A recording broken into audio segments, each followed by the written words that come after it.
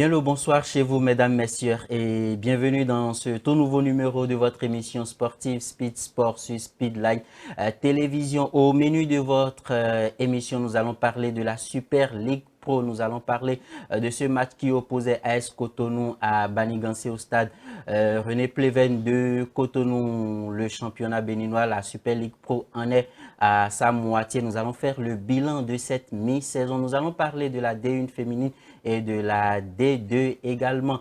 Hors de nos frontières, nous allons parler de la Première Ligue, de la Bundesliga et surtout de la Champions League, les 4 matchs à venir au cours de cette semaine. Et pour aborder tous ces sujets, je reçois en studio pour vous des consultants avec qui je vais décortiquer l'actualité sportive du Bénin d'Afrique et du monde entier. Alors à ma droite, lui il a pour nom Roland Bédier, journaliste, reporter sportif. Bonsoir Roland. Bonsoir Idas, bonsoir Chérif et bonsoir aux amis du Coran. J'espère que vous vous portez super bien. Oui, physiquement, je suis au point.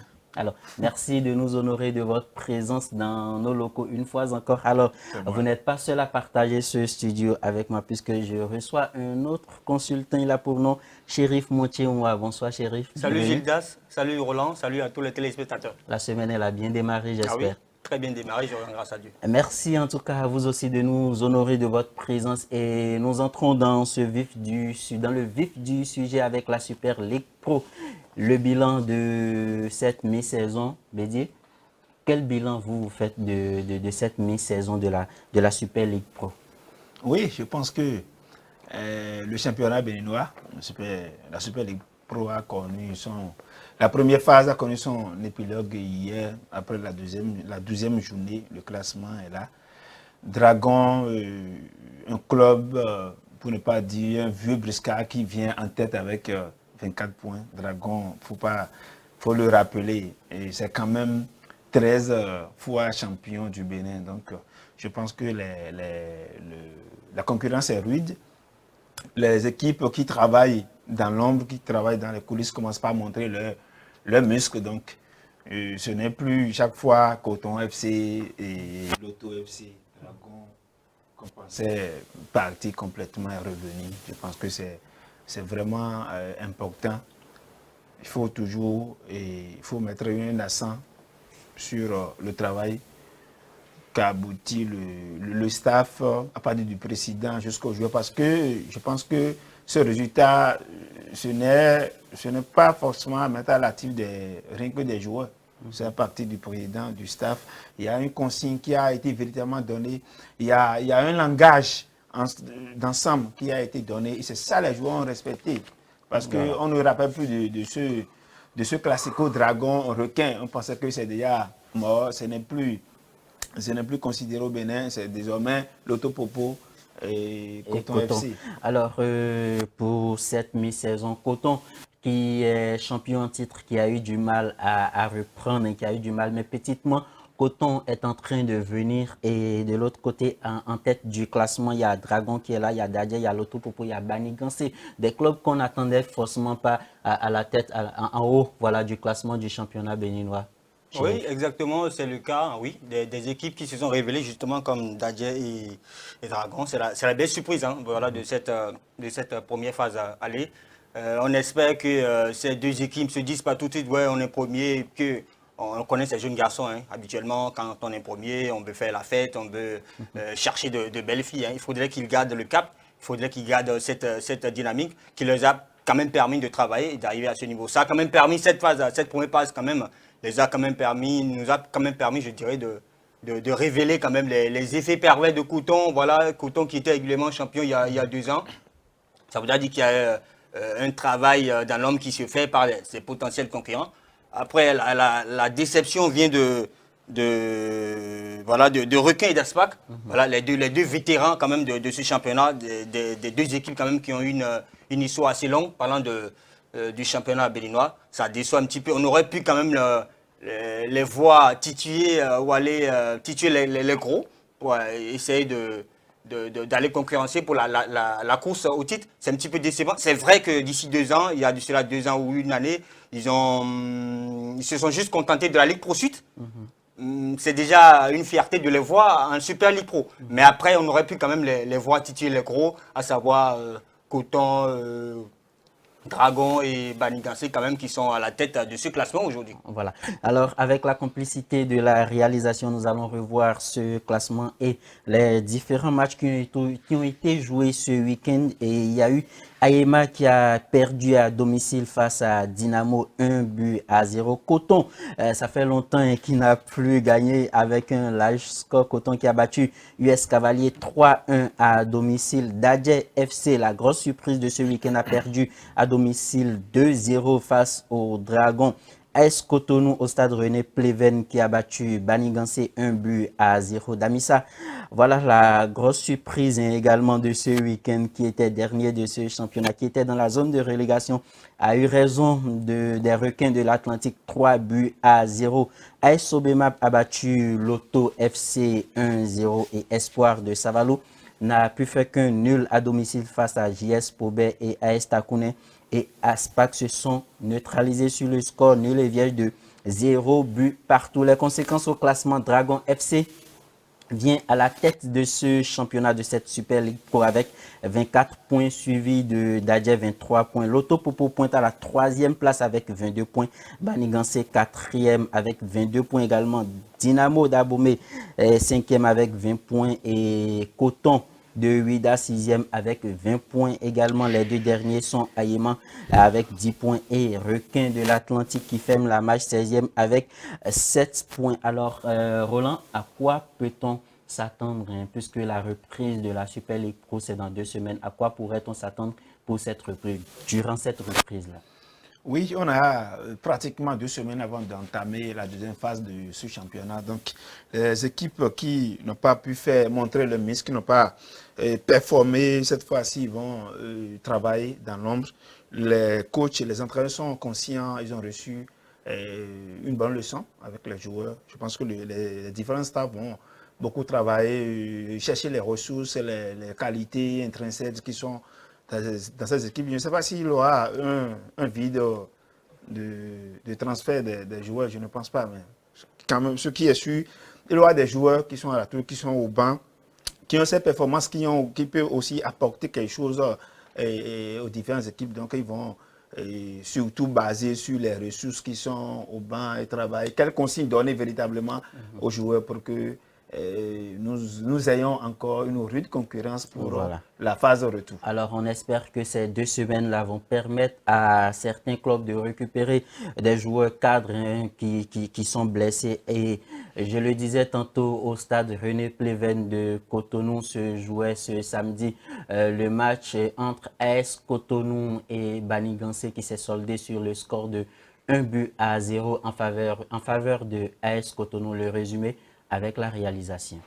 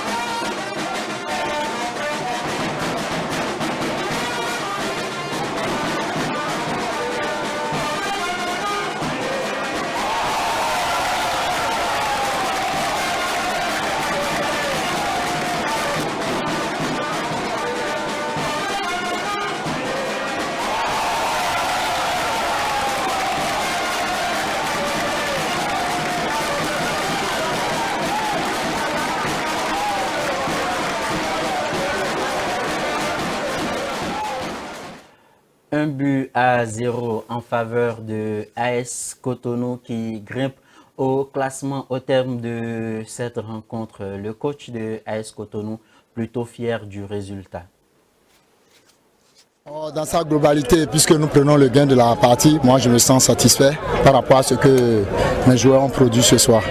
parce que ce n'était pas évident. On avait en face une très belle équipe qui jouait bien au ballon.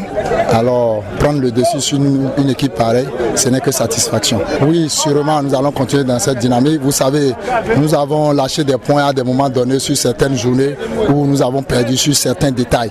Mais nous comptons nous remobiliser, rester concentrés et ne plus faire ces erreurs-là qui nous coûtent souvent cher. Oh, vous savez, nous avons une manière de jouer. Si nous décidons de fermer les espaces, il est difficile que l'adversaire puisse nous prendre. Mais il faut reconnaître aussi qu'en première partie, nous avons eu aussi beaucoup d'occasions parce qu'on a pressé pour pouvoir prendre l'avantage. Et dès lors que nous avons eu l'avantage, on s'est dit maintenant, Maniganse, c'est une équipe qui aime les espaces. Nous n'allons pas leur donner le temps de jouer dans les espaces. C'est pourquoi vous allez constater en seconde partie, nous avons fermé les espaces. Non, mais les exercices sont toujours les mêmes. Au départ, on vous a dit que nous jouons les premiers. Nous voulons jouer aussi les premiers rôles. Donc nous prenons les matchs les uns après les autres. C'est vrai que nous avons fait des erreurs qui a permis aux autres de nous distancer un peu, mais rien n'est encore perdu. Donc nous allons prendre les matchs au sérieux et engranger les points et nous recoller au tableau. Je sais dire que je vais dégringoler. Déjà, après je nourris des sentiments de regret. Quand je vois le contenu du match, il y a une sorte d'amertume. Mais j'apprends quoi. On peut peut-être bien jouer et perdre. C'est là où c'est encore frustrant. On aurait pu ne pas produire du jeu, on aurait pu être moins bon, on aurait pu avoir un jeu insipide, qu'on nous gagne et qu'on dise bon, c'est normal quoi. Et après en face il y a aussi une équipe quoi. Il y a une équipe qui entre les lignes a su au fait évidemment se maintenir et tout, qui a opposé une bonne résistance. On a vu. Quand on finit en fait la phase aller comme ça, je crois qu'il faut aller se reposer. Il faut faire le bilan de ce qui n'a pas été. Ce qui a été, il faut faire également son bilan et faire déjà une nouvelle planification pour pouvoir faire corriger ce qui a été moins bon. Communiquer avec les jeunes pour leur dire c'est là où ce n'est pas encore suffisant et là où on les attend en fait pour la phase retour déjà et après on revient au fait du repos et on se remet au travail. Voilà, c'est sur ces propos de Ibrahim Da Silva, coach de Maniganse, que nous fermons la Super League Pro, mais nous parlons toujours foot cette fois-ci au stade René Pleven de Cotonou. Il y avait ce match qui opposait les deux leaders de ce championnat de D1 féminine et entre le match qui opposait Tambou à Tigresse et le score était de 3-1 en faveur de Tambour. Avec la complicité de la réalisation, nous allons suivre ce résumé.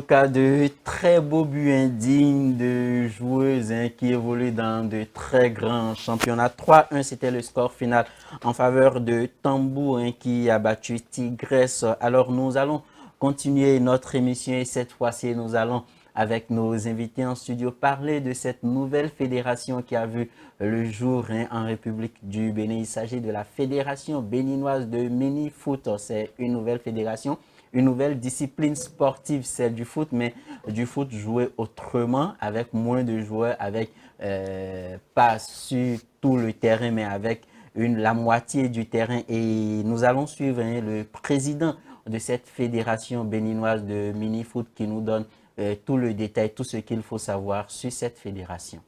Vous avez droit à assister à une discipline comme les autres, disciplines sportives, comme le foot à 11.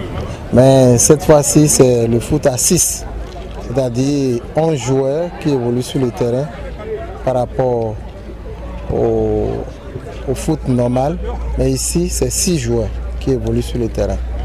Donc, c'est une discipline sportive qui se pratique sur un terrain réduit avec un effectif également réduit. Voilà simplement ce qu'on peut dire sur la discipline, le foot à 6. Le comité exécutif que j'ai l'insigne de diriger, depuis un moment, a commencé par travailler après l'Assemblée générale qui est élective, qui a mis sur pied ce comité exécutif de 17 membres, dont je suis le président, le vice-président à côté, les membres aussi à côté. Cette discipline, après l'avoir implémentée ou après m'avoir invité à suivre la finale en Libye en novembre dernier, 2023, nous avons été instruits par la Confédération africaine de mini-football à implémenter également le mini-football dans notre pays. C'est-à-dire, de façon représentative, nous représentons la discipline dans notre pays, le Bénin. Et du coup, à notre arrivée, nous avons initié l'Assemblée générale élective qui a vu naître ce comité qui travaille depuis un bon moment.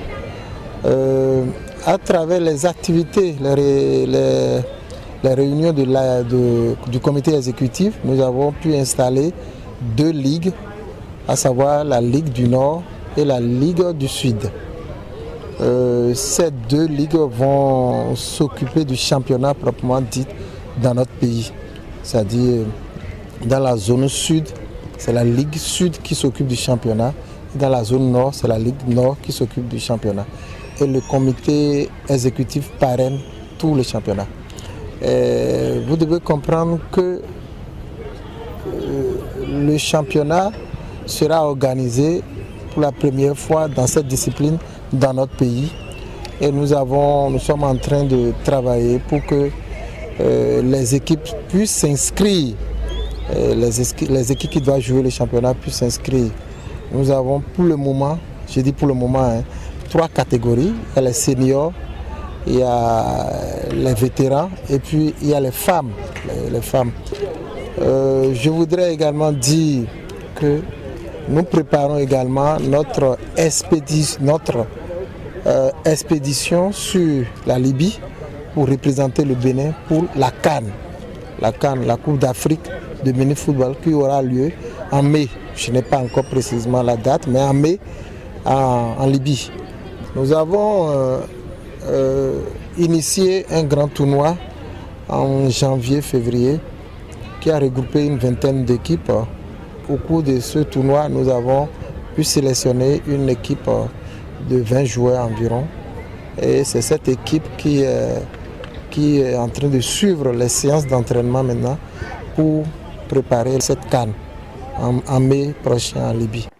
Voilà, c'était là à l'instant le président, M.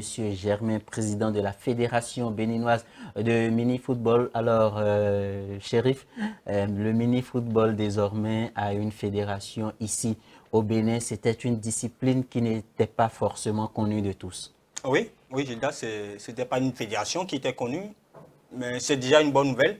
connaît déjà cette fédération, parce qu'on sait que le football béninois, depuis des années, ça pose un véritable problème. Et puis, les joueurs ne répondent pas forcément à l'attente du public. Après, si ce championnat cette fédération de mini-football pourrait quand même nous permettre de nous révéler, tant mieux. Ce qui me dérange un petit peu, c'est là où la Coupe d'Afrique des Nations devrait être jouée, qui me dérange un petit peu. On parle de la Libye. La Libye, on sait que c'est un pays qui est confronté à des problèmes un petit peu politiques. Il y a un gouvernement du Nord, un gouvernement du Sud. Je me demande dans quelles conditions et quel type de gouvernement pourra accueillir cette Coupe d'Afrique des Nations. C'est là le gros point d'interrogation. Après, je me dis, ouais, c'est une bonne nouvelle de créer une nouvelle fédération. Si ça nous en profite, ça nous fera plaisir. L'essentiel, c'est que les joueurs se mettent dans le gant de l'objectif du président de la fédération. Et puis, tant mieux si cela quand même pourra nous permettre de gagner notre premier CAN. Ce sera on espère bien. Alors, Bédié, pour vous, est-ce que ce n'est pas une fédération de trop? Parce qu'il y a quelques jours, ce communiqué-là a fait couler beaucoup d'encre où le gouvernement est en train de supprimer les subventions, voilà, à certaines fédérations de sport dans notre pays, le Bénin. Est-ce qu'une fédération de mini-football au Bénin ne vient pas s'ajouter à ces fédérations afin d'en faire une fédération de trop? Je ne dirais pas de trop, parce que c'est vrai, on a assez de fédérations au Bénin.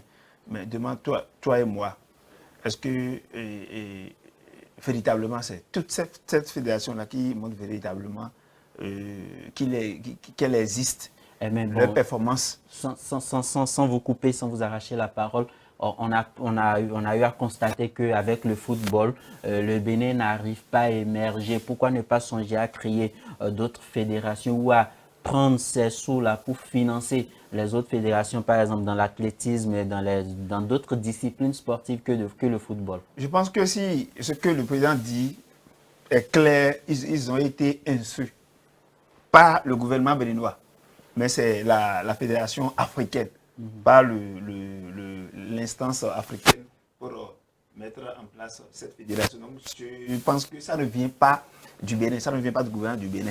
Vous voyez un peu, donc quand on prend, bon, je ne sais pas trop, à ce que je sache, le mini-foot et le football même ont pratiquement les mêmes règles, bon, à l'exception de quelques règles, donc je pense que pratiquement c'est les mêmes.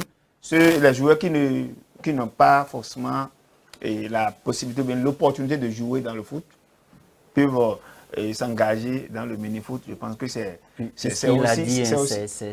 fait pour 3 catégories de personnes: les seniors, les vétérans et les dames. Et les dames. Donc je pense que ceux-là qui n'ont pas trouvé de place là-bas peuvent rapidement continuer avec eux. Ce qui m'étonne un peu est que la CAN est prévue en mai. Nous sommes en avril maintenant, mais jusqu'à présent on ne connaît pas la date officielle. Je me demande, est-ce qu'au niveau de l'instance africaine aussi, est-ce que les choses sont bien structurées, bien organisées?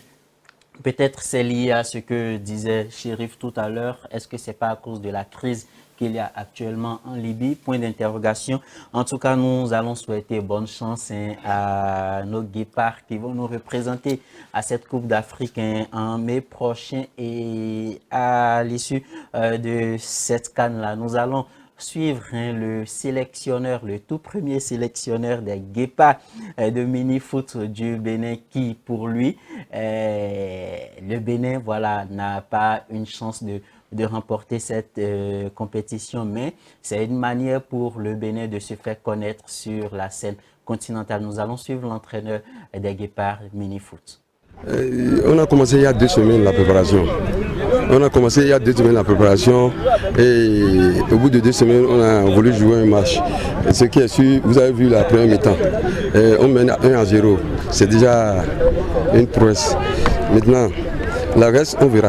Le président de la fédération a organisé un tournoi, festival de foot, un samedi.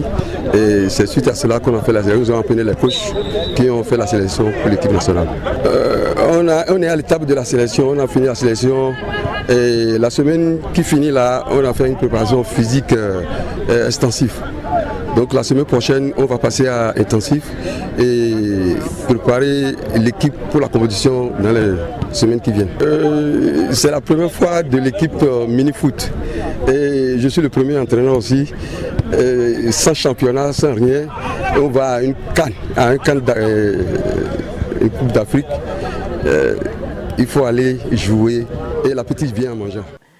Voilà le sélectionneur des Guépa Mini Foot. Il faut aller jouer pour voir ce que cela va donner puisque les joueurs n'ont pas eu de préparation en tant que tel. C'est une sélection qui s'est faite suite à l'organisation d'un tournoi qui a duré une seule journée. Voilà, je vous le rappelle. Nous allons fermer cette page et toujours rester au Bénin, parler toujours foot. Et là, c'est une grosse tristesse pour les fans du football béninois. Le stade général Mathieu Kérékou déclassé de toute compétition internationale puisque le stade général Mathieu Kérékou ne respecte plus les normes de la CAF ou de la FIFA. Roland Bédier, une triste nouvelle puisque quand on regarde le montant colossal qui a été investi dans la rénovation de ce stade, on nous informe aujourd'hui que ce stade ne peut plus abriter des matchs internationaux.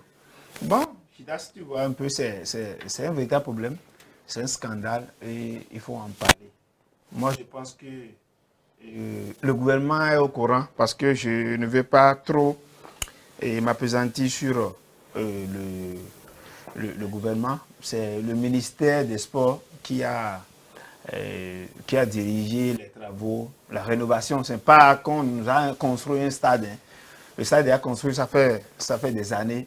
Ce stade a été rénové en 2021, je pense bien, par les Chinois. Donc pratiquement nous sommes à 3 ans. Aujourd'hui, ce stade est déclassé par la CAF et la FIFA. Bon, pour ne pas dire les instances internationales, c'est un peu difficile. Moi, je me demande, qu'est-ce qui a été fait? Qu'est-ce qui a été fait pour que dans 3 ans, on nous parle de déclassement? Je pense qu'il y a de cela 1 an, les confrères en parlent. Moi, je pensais que, bon, peut-être c'est un faux problème, mais c'est devenu national, international. Et ce qui m'a même étonné, le courrier de la CAF était venu il y a de cela 1 an, depuis mai passé. Et je pense que ce courrier a été caché à la presse. Personne n'était au courant. Personne n'était au courant. Il a fallu que on nous programme pour les 2 matchs, les éliminatoires de la Coupe du Monde 2026, que le secrétaire sort pour nous dire que les 2 matchs sont délocalisés, c'est en Côte d'Ivoire. Je pense que c'est vraiment déplorable. C'est déplorable du moment où on nous caille des sujets comme ça et c'est à l'approche des matchs qu'on nous dévoile. Vous voyez, c'est un peu pour cacher, un peu, mettre en catimini ces défauts-là, ces erreurs-là. Laissez-moi finir mon sujet. Donc, je pense que c'est vraiment dommage pour le Bénin. Je souhaiterais que le gouvernement mette en place rapidement un comité qui va faire revoir véritablement ce qui a été fait. C'est-à-dire, lire un peu les dépenses effectuées, tout ce qui concerne les sous dépensés pour la rénovation de ce stade. Qu'est-ce qui n'a pas été fait? Est-ce que les 13 milliards, près de 14 milliards sont effectivement dépensés pour la rénovation de ce stade? Qu'est-ce qui n'a pas été fait et que juste après 3 ans, on nous déclasse? C'est tout ce que moi je veux comprendre sur ce sujet-là. J'espère que les autorités sont en train de suivre cette émission et elles vont vous répondre et on attend de voir. Alors, Chérif, moi, là où le truc m'étonne, c'est que il y a 1 an, 2 ans, voilà, ce stade était homologué où le stade général Mathieu Kérékou a abrité des matchs,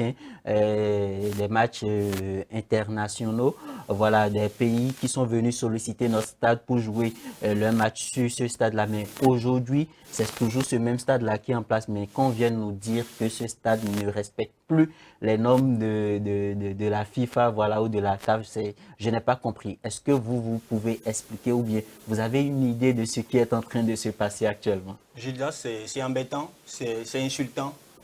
Ça montre l'incompétence également de nos différentes autorités à pouvoir permettre à ce football béninois de grandir.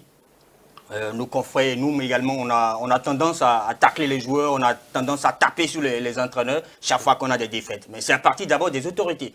Parce que c'est pas normal, ça on ne peut pas comprendre. Un stade qui a été rénové à coût de près de 14 milliards. Mais c'est impossible. Aujourd'hui, on nous dit que ce stade n'est pas homologué, n'est pas reconnu par la CAF. C'est une insulte. Je pense que la responsabilité du football béninois incombe d'ailleurs de ces autorités-là. Ils doivent savoir que ce sont eux qui doivent mettre les infrastructures qu'il faut pour permettre à ce football-là de grandir. Si recevoir un match à domicile devrait quand même nous permettre d'aller de l'avant avec le soutien du public sportif béninois, on parle souvent, la plupart des temps, du 12e homme. Parce qu'en Afrique, on sait, les éliminatoires, la plupart des temps, quand on reçoit des matchs, il y a souvent le 12e homme qui permet quand même à nos différentes équipes de mouiller le maillot à fond et de se qualifier. Et qu'aujourd'hui, on a un stade qui n'est pas homologué, ça pose un véritable problème. On a eu combien de stades au Bénin? On en avait 3. Au moment où on avait joué la Coupe d'Afrique des Nations Juniors, là, on avait parlé de René Pleven, on nous a parlé de Charles de Gaulle, on a investi des milliards là-bas. Aujourd'hui, on nous dit le seul qui a été rénové, sur lequel on devait recevoir des matchs aujourd'hui, n'est pas homologué. Ça pose encore un véritable problème. L'incompétence des autorités béninoises et de la Fédération béninoise du football. Il faut que la justice béninoise joue son rôle et qu'on connaisse les responsabilités. Les 14 milliards qui ont été investis, c'est à destination de qui? Qui sont les entretiens? Qui est le jardinier? On parle d'un jardinier espagnol, je ne sais quoi, jardinier européen ou espagnol, on s'en fout. Hein. Mais il faut que les responsabilités soient situées. C'est une insulte au peuple béninois. C'est pas possible ça. Parlant de responsabilité, ce stade a été rénové sous le ministre Oswald Omeki, voilà, qui n'est plus dans le gouvernement béninois. Mais je pense que s'il faut situer les responsabilités, l'ancien ministre des Sports béninois doit sortir et donner une conférence pour nous dire vraiment ce qui n'a pas marché, puisque on parle des vestiaires qui ne respectent pas les normes, on parle de la salle du contrôle antidopage qui ne respecte pas les normes, on parle de la pelouse, du gazon qui était ce gazon-là convoité par plusieurs clubs africains qui sont venus jouer là-dessus. On nous dit que ce gazon-là n'est plus adéquat pour abriter un match. Alors là, nous sommes tous dans le flou. Est-ce que c'est de cette manière-là que nous allons faire évoluer le football béninois? Là est la grande question que nous nous posons. Je pense qu'un courrier était venu entre-temps qui faisait état des chantiers qui étaient autour du stade général Mathieu Kérékou, où la CAF demandait aux autorités de prendre les choses en main afin que ces chantiers-là puissent être vite finis. Mais là, la situation est plus grave. On parle là des infrastructures même du stade qui ne respectent plus les normes de la FIFA. En tout cas, nous espérons que les autorités de ce pays-là vont prendre les choses en main afin que les responsabilités soient situées pour que nos guépards puissent très rapidement jouer sur ce stade du général Mathieu Kérékou. Alors, nous allons fermer cette page et cette fois-ci aborder une autre page. Il s'agit de cette triste nouvelle que nous avons reçue en semaine. Il s'agit du décès du président des Panthères de Djougou dans la semaine. Voilà une triste nouvelle qui a touché le monde sportif, le monde du foot béninois. Roland. Effectivement, Gida, c'est touchant. Vu ce que l'homme est, 5e vice-président de la Fédération béninoise de football, président, en exercice, c'est un président actuel des Panthères de Djougou. Je pense bien. Et ça en est allé, c'est vraiment déplorable. Nous présentons toutes nos excuses, et je dis excuses, nous présentons toutes nos condoléances à la famille éplorée, à la famille du football béninois, et que justement les réunions soient faites pour qu'ils trouvent rapidement un remplaçant qui va aussi jouer ce rôle formidable. Vraiment, c'est une bibliothèque qui est parti.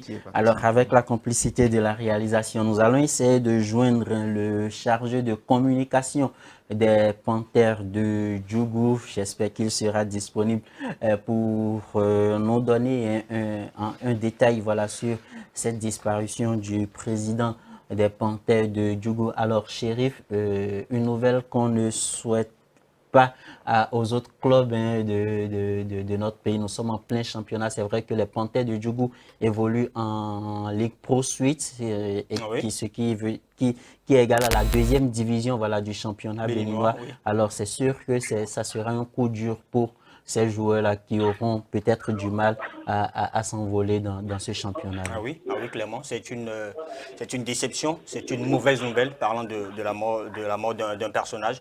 Un personnage charismatique, éloquent, qui est très proche du président des Jacques. Sur le tarmac, il a prononcé un discours assez intéressant.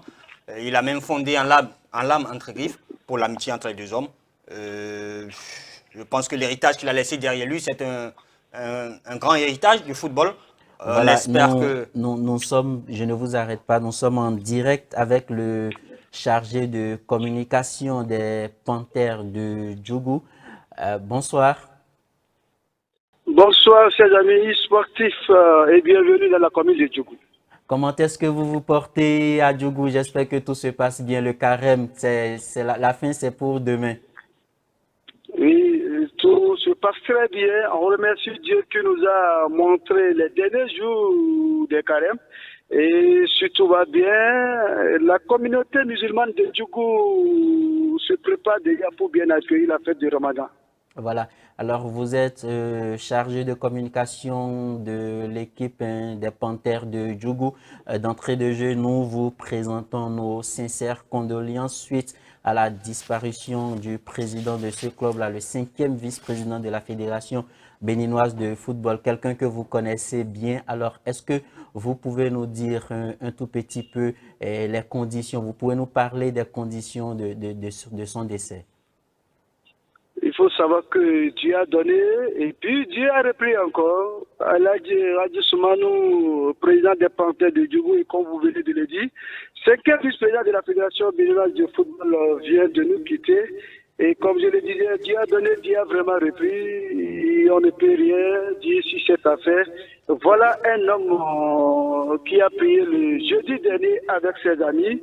Après cette prière, il demandait à l'imam de prier pour les morts et tous les malades. Après la prière, il a dit à ses amis, je rentre et je reviens d'ici 18 heures pour qu'on puisse rompre ensemble le jeûne. Mais finalement, l'homme est rentré dans sa maison et il est parti. Donc, toute la population de Djougou a pris cette nouvelle. Mais venez voir le jour là. Qu'est-ce qui s'est passé sur le défunt? Tout le monde avait déjà envahi la maison de Ladji Radji, pensant récupérer l'homme, alors que Dieu l'a déjà appelé dans son paradis. Donc, on ne peut rien contre la volonté de Dieu. Et encore, nous devons tous savoir que nous sommes candidats de la mort, mais cette nouvelle a tout choqué les filles et les fils de Djougou et surtout le monde sportif béninois, puisque Radji Soumanou, c'est un homme généreux, c'est un homme de partage, c'est un homme qui ne parle pas de lui seul à la Fédération béninoise de football. Comme l'a dit la fois passée le président de la Fédération béninoise de football, je vais nommer Mathurin Sakis, qui était à Djougou le lendemain pour l'inhumation de l'homme au cimetière de Taïfa, plus précisément dans le premier arrondissement de Djougou. Radji Soumanou est parti, il laisse une veuve avec plusieurs enfants. Il faut noter tout simplement que l'homme est né en 1965 et il est arrivé dans l'affaire des Panthères de Djougou depuis 1986. Avant d'intégrer le bureau des Panthères, Radji Soumanou était tout d'abord dans les années 80 avec la Ligue Nord-Ouest de football. En son temps, on l'appelait Ligue de football de la Takora. Après cette ligue, l'homme revenait à la maison pour être le premier secrétaire des Panthères de Djougou dans les années 2010 jusqu'à nos jours. Il a été président des Panthères de Djougou. Sous lui, l'équipe des Panthères de Djougou fut 2 fois successivement vice-champion du Bénin. C'était en 2011 et en 2013. Donc, retenez tout simplement encore que ce dernier était le président de la coordination des FCB. Après les FCB, il vient d'être nommé, avant de nous quitter, encore président de la coordination du parti Les Républicains. Donc, chers amis sportifs, retenez tout simplement que Dieu a donné, Dieu a repris. Et aujourd'hui, nous nous préparons déjà pour les prières du 7e et du 40e jour, selon les informations. La prière est programmée pour le samedi prochain à Djougou ici, plus précisément à son domicile. Voilà. Merci, Monsieur Moumouni, pour toutes ces informations. C'est un monsieur qu'on ne présente plus dans le monde sportif béninois. Voilà, il est mort dans un mois sacré, le mois sacré du Ramadan. Donc, c'est sûr qu'il est déjà aux côtés de Allah, aux côtés du Créateur. Alors, nous allons vous demander très rapidement quel est l'état actuel des joueurs des Panthères de Djougou. Ça a été une nouvelle choquante dans la carrière des Panthères de Djougou. Les Panthères qui perdent leurs parents, les Panthères qui se demandent qui va les sauver encore. Seul Dieu peut les sauver. Ils ont témoigné lorsque j'étais arrivé dans la maison mortière pour saluer la famille de leur président. C'est vrai, vous n'avez pas passer à côté de nous demander cette interrogation. C'est une bonne interrogation. Il faut vraiment savoir que dans le rang des Panthères, dans la tanière des Panthères, il y a toujours la désignation qui continue. Les joueurs se posent vraiment, jusqu'à présent, qui va nous garder? Qui peut faire tout ce que le président nous faisait? Mais il y a des gens à côté de ces joueurs, les dirigeants, qui sont là, qui continuent toujours d'encourager ces joueurs, de leur dire que Super Tadi, Dieu va remplacer Aladji Radji Soumanou pour eux. Voilà. Alors, c'est peut-être trop tôt de vous poser cette question, Monsieur Moumouni. Est-ce que déjà vous pensez ou vous avez une idée de celui-là qui va succéder à El Hadj à la tête des Panthères de Djougou? Ça vous mentir, Djougou aura des problèmes pour remplacer pour le moment Aladji Radji Soumanou. Il ne faut pas que je vous mente. C'est la question même que tous les sportifs de Djougou se demandent. Sans vous mentir, après Radji, on se pose qui va vraiment prendre les taureaux par les cornes. Mais comme je le disais, seul Dieu va sauver les Panthères. Actuellement, nous avons des riches à Djougou, mais quels sont ces riches qui n'aiment pas le football? Voilà El Hadji Radji Soumanou, qui a pris toute sa richesse, qui a mis dans l'affaire des Panthères. Alors que Djougou qui aime le football, qui a des riches, qui n'ont jamais accompagné ce dernier, voilà ce dernier qui est décédé. Est-ce que Djougou aura encore El Hadji Radji Soumanou? De toute la façon, les populations de Djougou et de la commune, et de la Donga continuent de toujours frère El Hadji Radji Soumanou, mais qui prie encore pour que Dieu nous trouve quelqu'un qui va prendre cette équipe de Panthères de Djougou. Si les Panthères ne trouvent pas comme un président comme Radji, mon cher journaliste sportif, cher éminent confrère, sans vous mentir, les Panthères risquent d'être une équipe orpheline qu'on ne verra plus dans le championnat béninois. Il faut que je sois clair avec vous. Parce qu'investir dans le football, ce n'est pas facile. Elle a dit Radji fait des rares présidents des Panthères de Djougou. Après le président fondateur, El Hadj Issifou, même famille, c'est Radji qui est venu mettre tout son argent dans la fête des Panthères de Djougou. Voilà, les Panthères, une équipe que vous conduisez, mais vous ne verrez personne derrière vous pour vous accompagner. En tout cas, Dieu saura envoyer cette personne. L'accompagnement de Zouberou, Dieu saura envoyer cette personne-là. Le président Radji. Voilà, donc, merci ce serait très difficile de remplacer Moumouni pour Radji à la toutes tête des ces Panthères. informations, pour tout ce détail-là que vous partagez avec nous.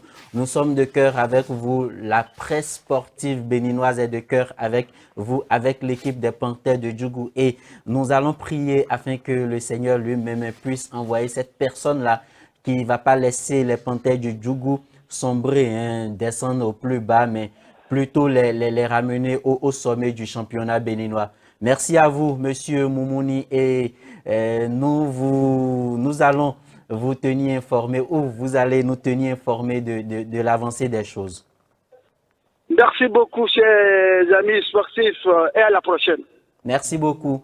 Voilà, c'était à l'instant le chargé de communication des Panthères de Djougou, Alaza Moumouni, que nous avons joint au téléphone depuis ce studio. Il est actuellement à Djougou. Alors, Chérif, la grosse question que tout le monde se pose, celui-là qui va prendre la tête des Panthères de Djougou, parce qu'il a dit tout à l'heure, une chose est d'avoir de l'argent pour investir, mais l'autre chose est d'aimer le football. Sinon, si ce n'est pas le cas, les Panthères de Djougou risquent de descendre au plus bas. Ouais, Gildas, ça va être vraiment compliqué.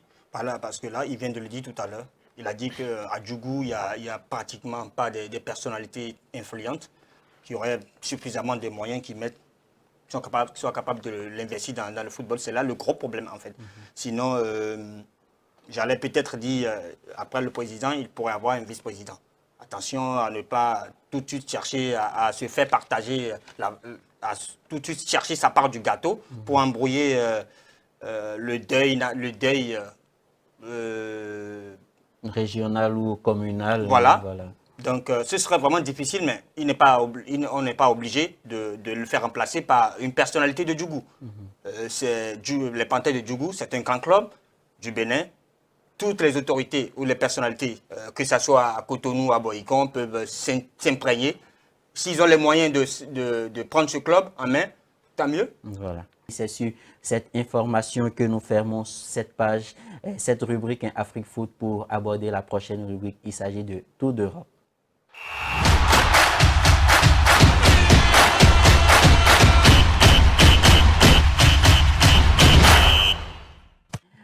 Dans Tour d'Europe, nous allons parler de deux championnats très rapidement. Nous allons parler de la Première Ligue avec ce match nul entre Manchester United et Liverpool qui a permis à Arsenal désormais d'être à la tête de ce championnat avec soit 11 points, suivi de Liverpool soit 11 points également et Manchester City soit 10 points. Et nous allons nous intéresser également à la Bundesliga où voilà Bédier, Bayern qui n'y arrive pas, Thomas Tuchel qui est dans le dur puisque Liverpool est à 28 journées. Je dis Liverpool et le Bayern Munich à 28 journées est à 16 points voilà, du leader Leverkusen. Voilà, c'est une saison compliquée pour Thomas Tuchel avec le Bayern de Munich. Oui, je pense que le Bayern a un problème. Comment dirais-je? Les gens pensent que, ou bien le staff pense que c'est déjà les joueurs, mais ce n'est pas ça. Ils ont un problème profond, si je peux m'exprimer ainsi. Parce que vous vous rappelez bien, Mané est parti, Harry Kane est venu, oui, il arrive à marquer, il est le meilleur buteur, mais aujourd'hui, l'équipe est à quel niveau? C'est ça. L'écart est trop, 7 points du leader, je ne pense pas qu'ils vont retrouver, ils vont remporter ce championnat. D'ailleurs, il faut dire, Bayern, c'est 10 fois le titre d'affilée, de façon collective. Donc, je pense que peut-être l'année prochaine, ils vont rechercher les ressources, les atouts pour pouvoir revenir sur la scène. Voilà, Chérif, Tuchel qui forcément n'est pas la solution du Bayern de Munich cette saison. Oui, il n'a pas la solution, oui, parce que là, quand vous n'avez pas le soutien du staff, c'est vraiment difficile. On se rappelle de l'altercation avec Oliver Kahn, voilà, au début de sa prise de fonction. C'est un problème un petit peu administratif pour cette équipe du Bayern Munich. C'est une très belle équipe qui régnait sur le championnat depuis des années. On sait que le Bayern, ça marche sur tout le monde. Si cette saison, des équipes comme Liverpool, comme le Bayern Leverkusen arrive quand même à trouver les failles à cette équipe, bravo. Mais après, je pense que le travail de Leverkusen, c'est à mettre à la tête de Xabi Alonso. Un très bon entraîneur qui vient de nulle part, qui apparaît, qui fait un très bon travail et qui est déjà courtisé par d'autres clubs. Le Bayern en déclin et ça en profite au Bayern, bravo. Gildas. Voilà. Alors, nous fermons cette page et cette fois-ci, nous vous donnons quelques informations. Vous n'êtes pas sans savoir que c'est le grand retour de la Champions League européenne cette semaine. Alors, le mardi à 20h, heure du Bénin, Arsenal recevra le Bayern Munich et on en parlait tout à l'heure, le Bayern qui est en difficulté dans son championnat. Et le Real Madrid, ce même mardi, recevra Manchester City. On se rappelle de ce choc la saison dernière entre ces deux grands clubs d'Europe. Et le mercredi, l'Atlético de Madrid va défier à domicile Dortmund et le Paris Saint-Germain va défier le FC Barcelone de Xavi Hernandez. C'est sur ces informations que nous fermons cette page pour ouvrir la dernière rubrique. Il s'agit de Autres Sports.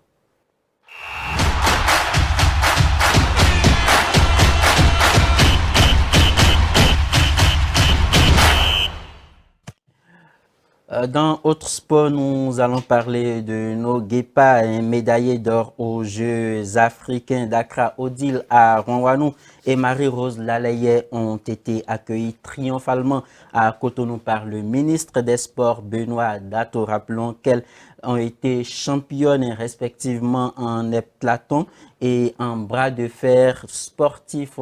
Elles ont permis au Bénin de glaner 3 médailles en or aux Jeux africains à Accra au Ghana. Merci à elles d'avoir honoré, d'avoir hissé haut le drapeau béninois. C'est la fin de cette émission, chers téléspectateurs. Merci de nous avoir suivis. J'étais en studio avec des confrères qui ne sont plus à présenter. Chérif Metchiwanou, merci. Chérif Montchémoua, voilà, merci. Merci, c'était un plaisir, Gildas. Voilà, Roland Bédier, merci à vous également. Merci aux amours de Curon. C'est la fin de cette émission. D'ici là, portez-vous bien et surtout n'oubliez pas le rendez-vous, c'est le lundi prochain à la même heure.